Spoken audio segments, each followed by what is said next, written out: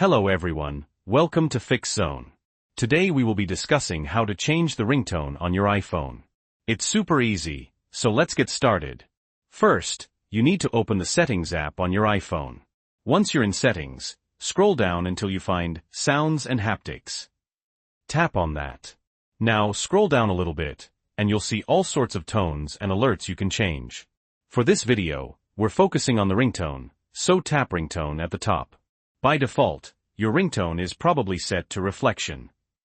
But don't worry, you've got options. Scroll down and you can choose from tons of built-in ringtones. If you scroll all the way to the bottom, you'll see Classic.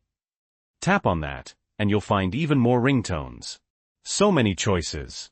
For this example, I'm going to choose Radial. Just tap on it, and you'll hear a quick preview. That's it. You've selected your new ringtone.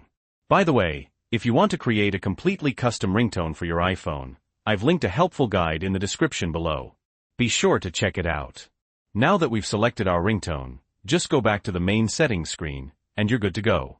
You can use your iPhone as normal, and you'll hear your new ringtone when someone calls. And that's all there is to it. Super simple, right? If you found this video helpful, please give it a like.